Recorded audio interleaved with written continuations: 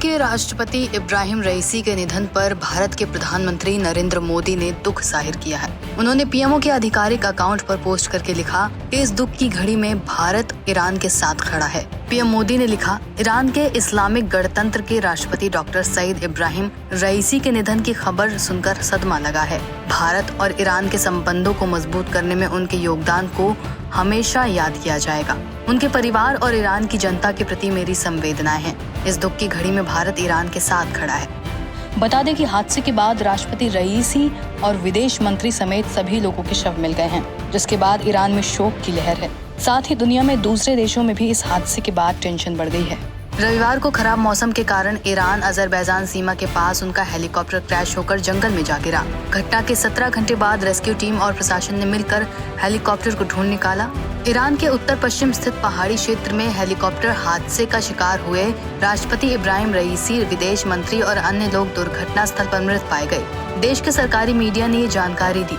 राष्ट्रपति रईसी की उम्र 63 वर्ष थी। सरकारी टीवी ने पूर्वी अजरबैजान प्रांत में हुए इस हादसे का कोई कारण अभी तक नहीं बताया। उसने बताया कि इस हादसे में रईसी के साथ जिन लोगों के शव मिले हैं उनमें ईरान के विदेश मंत्री हुसैन अमीरुद्दौलाहिन भी शामिल हैं। हेलीकॉप्टर में सवार होने वालों में राष्ट्रपति रईसी, विदेश मंत्री अब्दुल्लाहिन, ईरान के पूर्वी अजरबैजान प्रांत के गवर्नर मालिक रहमती और पूर्वी अजरबैजान प्रांत में इस्लामिक क्रांति के नेता प्रतिनिधि आयतुल्लाह मोहम्मद अली आले हाशिम के साथ कई अन्य लोग मौजूद थे।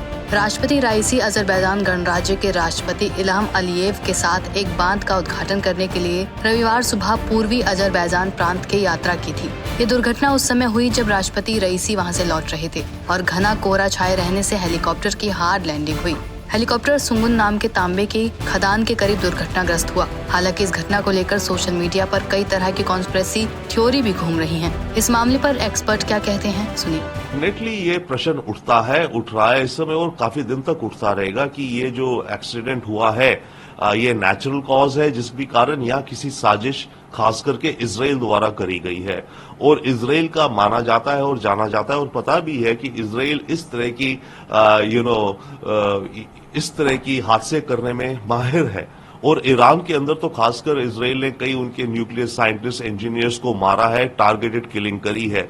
तो ऐसे में और ईरान इजराइल की जो टेंशन्स चल रही हैं, ऐसे में डेफिनेटली ये प्रश्न उठेंगे कि ये इसमें मोसाद या इजरायली एजेंसीज का हाथ है या नहीं है।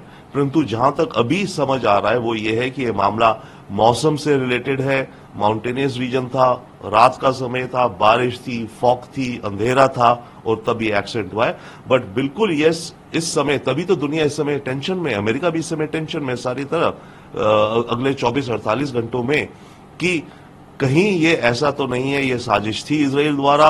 और अगर नहीं भी थी, ईरान की लीडरशिप अगर इस बात को मान ले कि ये साजिश थी और ये मोसाद ने कराया है, तो फिर ईरान का कुछ रिएक्शन हो सकता है। तो एक खतरा है अभी फिलहाल अगले 48-72 घंटों के लिए।